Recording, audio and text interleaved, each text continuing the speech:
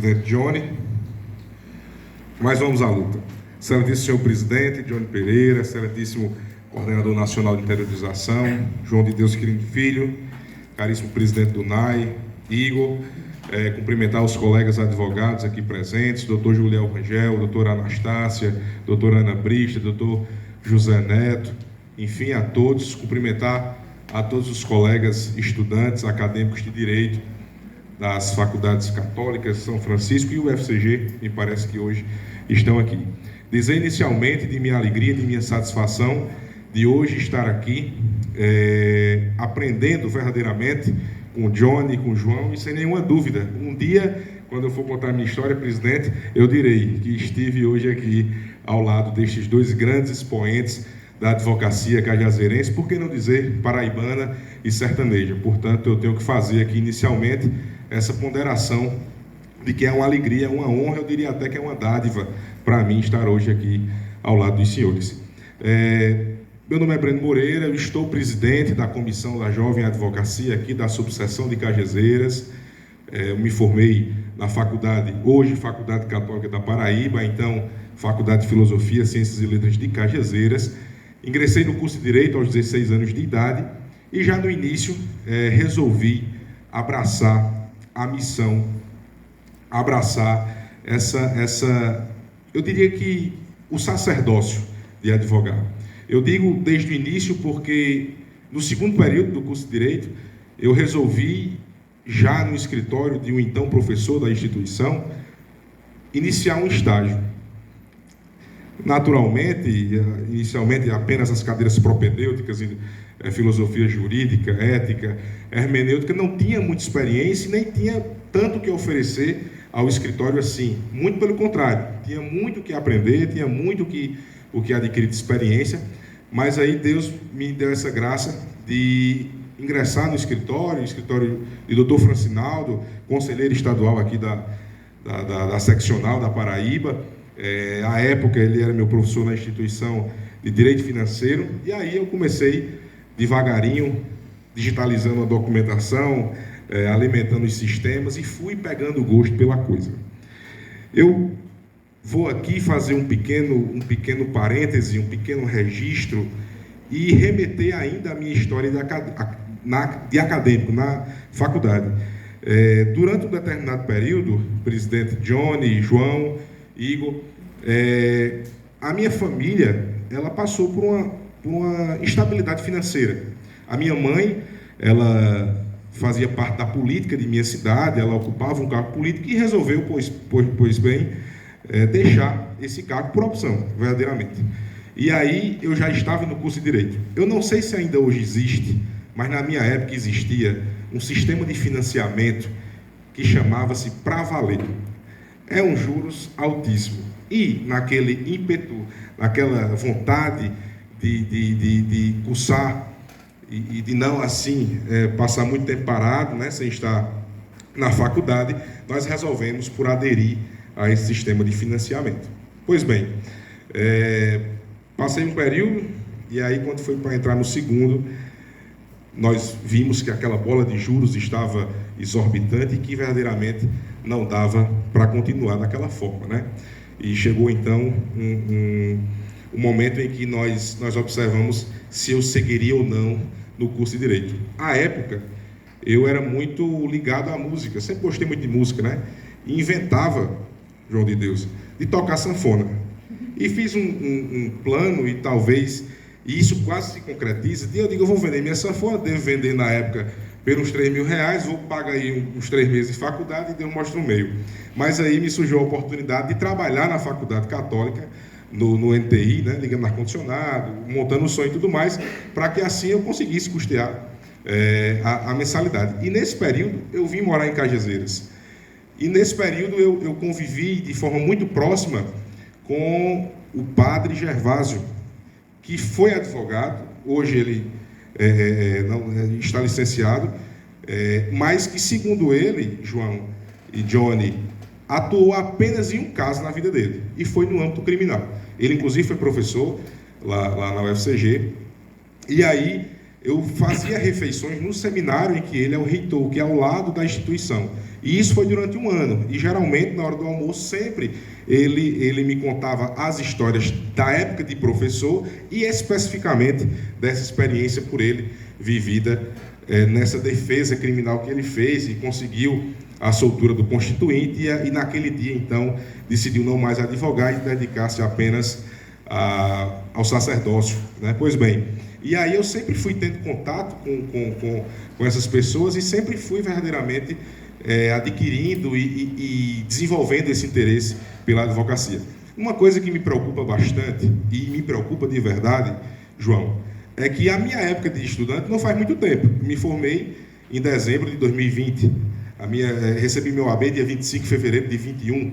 Inclusive, você estava na solenidade, na época virtual, em razão da pandemia. Mas algo que eu já percebo diferente, John, talvez isso ainda é herança da pandemia, é uma herança da pandemia, eu percebo que simplesmente os alunos não mais estão participando ativamente da rotina do fórum.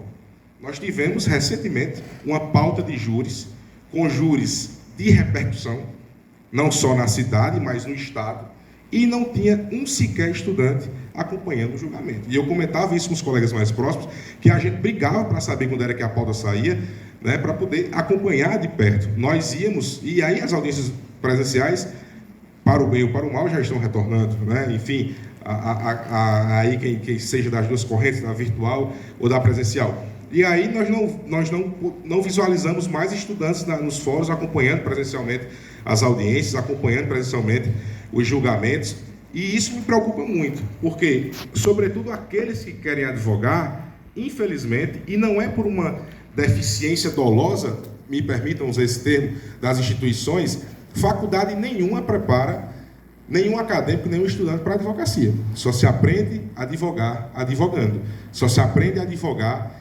debruçado na prática.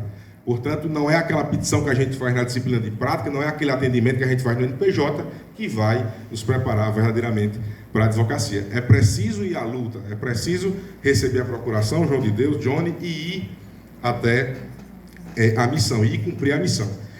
E aí eu lembrei, em alguns apontamentos que fiz, eu tenho uma relação muito grande com o Ceará, inclusive tenho uma minha inscrição suplementar lá, e lá, João, nós temos o Tribunal de Justiça do Estado do Ceará tem um sistema onde cadastra advogados. O Ceará ele é muito deficiente, doutor Juliel, em defensoria pública, não sei se tem alguém aqui do Ceará, e lá as comarcas é regra não ter defensoria pública, não ter defensor público. E aí o Tribunal de Justiça desenvolveu um cadastro de advogados dativos que o advogado ele se cadastra voluntariamente e quando há necessidade de convocar seu defensor público na ausência dele, vai lá na relação que está cadastrada e convoca-se aquele advogado, é nomeado e fica até o final do processo. Pois bem, você tem a opção de se cadastrar e dizer a área que quer atuar. Eu sempre tive uma paixão muito grande pelo Tribunal do Júri, desde a época da faculdade. Até então, quem dava essa disciplina era o professor Neuribertson, júri simulado, enfim. E aí eu me inscrevi e coloquei para fazer Tribunal do Júri. Recebi minha carteira no dia 25 de fevereiro de 2021 e fui nomeado para fazer um júri na comarca de Jucás, depois de Iguatu, para o dia 11 de abril de 2021, ali com um período muito curto. E eu, ainda um pouco assustado, mas resolvi assumir essa missão. Caí na besteira de dizer à minha mãe, que fui nomeado para fazer esse júri, e coloquei lá o nome do réu no Google e abri lá a reportagem que a vítima era o irmão do chefe da facção da cidade. Mãe quase fica doida. Você não vai, não sei o que, aquela coisa toda. Enfim, mas fui. Fiquei hospedado em Iguatu, morrendo de medo, né, para poder fazer o júri no outro dia. E aí, um dia antes, eu digo, rapaz, eu vou conhecer lá a cidade. Vou saber onde é o fórum, vou ver para onde é que sai. Aquela coisa de inexperiente que acontece, né? E aí eu fui. Quando eu chego em Jucás, não sei se alguém aqui conhece. Exato, saber para onde é que eu vou correr. E quando eu chego em Jucás, Johnny, lá tem, como aqui nós temos o Cristo, lá tem a imagem de Nossa Senhora do Carmo, salvo engano. E aí eu achei muito bonito e fui até lá em cima, né? Cheguei de short um dia antes, de short à tarde, enfim. E não, fui totalmente descaracterizado. E aí quando eu cheguei, tinha uma senhora fazendo caminhada com uma moça, né? E eu percebo que ela ficou assim um pouco assustada. Olha, um carro preto, desconhecido e tal, desce nada aqui. E eu tentei fazer contato com ela. Eu digo, que imagem é essa aqui? Que eu não estava detectando que era Nossa Senhora de Fato, do Carmo. Aí eu percebi ela assim, se esquivando um pouco, e ela disse, né, e tal. Enfim, para encurtar a conversa, eu voltei, né, desci, fui lá no fórum, vi onde eram as rotas de fuga, as rotas de possível fuga, né? Volto para o hotel na cidade de Iguatu, no outro dia vou ao júri. Quando eu chego no júri, que começam a sortear os jurados, quem é a primeira sorteada? A dita senhora que estava lá na estátua, né? E aí, evidentemente, talvez ela não tenha me reconhecido, né? Principalmente em razão da vestimenta, que eu estava um dia antes. E aí, quando começou o júri, Johnny e João, eu comecei a dizer o seguinte, que eu fiz meu ensino médio aqui no Colégio Carmelita, quer dizer, Nossa Senhora do Carmo, né?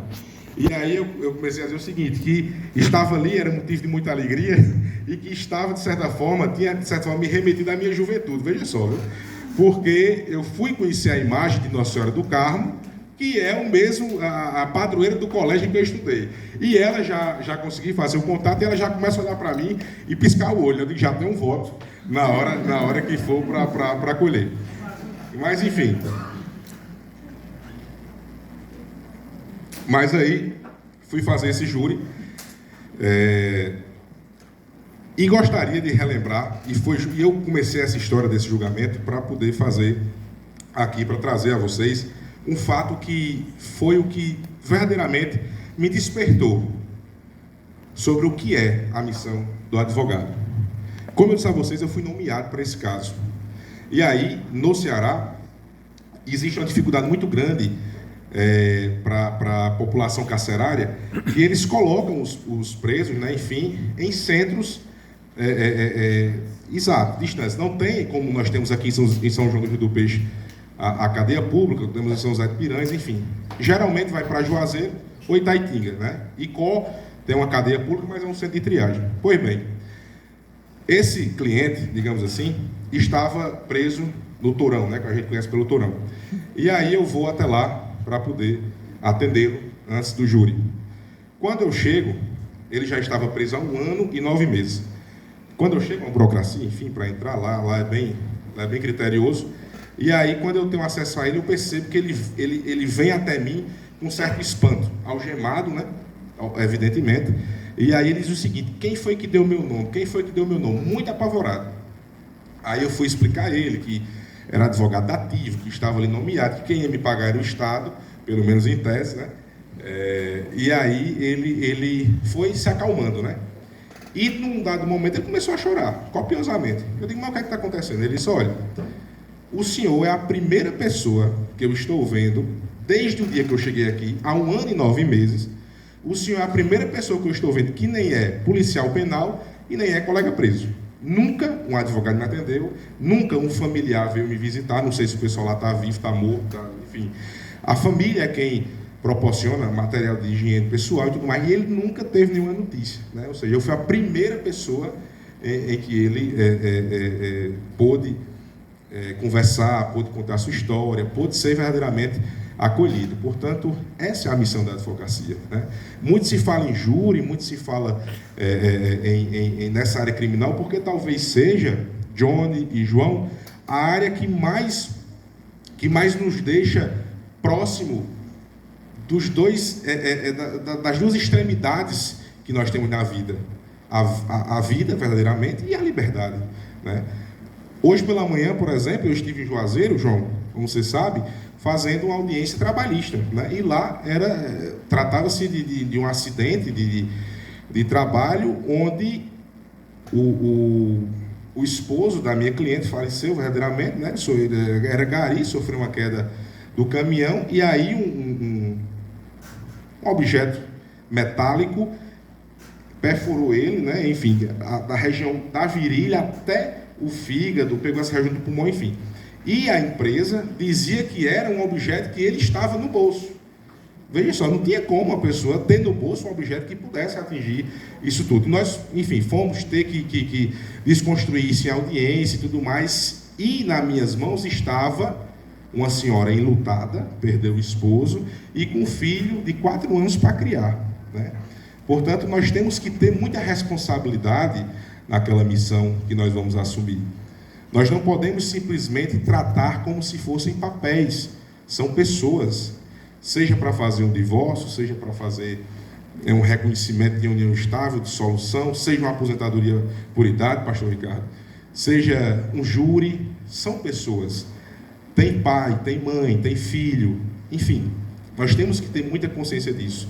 Portanto, além dos inúmeros ensinamentos, além dos inúmeros direcionamentos aqui trazidos por João e por Johnny, eu quero reiterá-los e me acostar ao que eu diria, Johnny, que são os basilares, são os básicos: a ética, a honestidade, a seriedade.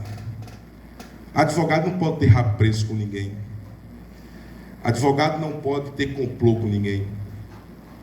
É muito triste, João, Johnny, colegas aqui presentes, conviver com um colega advogado que não é ético, com um colega advogado que a gente sabe que se um cliente nosso, insatisfeito pela demora de determinada demanda, vai até o escritório dele, ele comete a proeza de dizer assim: olha, é porque doutor fulano não está fazendo certo, é porque doutor fulano não está fazendo assim. Isso é um crime, isso é uma covardia sem precedentes. Portanto, nós temos que ter consciência de quem nós estamos acompanhando, quem nós estamos perto. Nós somos frutos do meio. Portanto, o conselho que aqui eu deixo, a dica que aqui eu deixo, é que se você tiver a oportunidade de estagiar, e aqui nós temos hoje um núcleo de apoio ao estagiário que oportuniza muitos direcionamentos, se você tiver a oportunidade de estar perto de quem já tem uma história de respeito, uma história de ética, de honestidade, explore, na melhor acepção da palavra, tudo que for possível. Eu tive a honra uma vez, João, não sei se você lembra disso, não faz muito tempo, de acompanhar um flagrante ao seu lado. Um domingo à noite, eu tive a oportunidade de acompanhar um flagrante aqui na delegacia de polícia com o João. E aí, na segunda-feira, ainda naquela coisa toda, terminando o flagrante, eu mandei uma mensagem para João agradecendo, sobretudo, os ensinamentos, porque estava ali um advogado que tem o total de tempo de idade que eu tenho, ele tem de profissão, 24 anos. Pois bem, estejam perto de quem pode verdadeiramente passar bons ensinamentos e quem pode deixar diante de oportunidades que lhe levem ao crescimento. Já me estendi bastante e reitero aqui os agradecimentos ao NAI pelo convite, na pessoa do presidente Igor, na pessoa de Lorena. Agradeço imensamente a atenção e termino as minhas palavras relembrando as palavras do grande advogado paraibano, Raimundo Asfora. A disciplina é a alma do meu espírito, só liberto dos meus lábios as palavras prisioneiras do meu coração. Muito obrigado.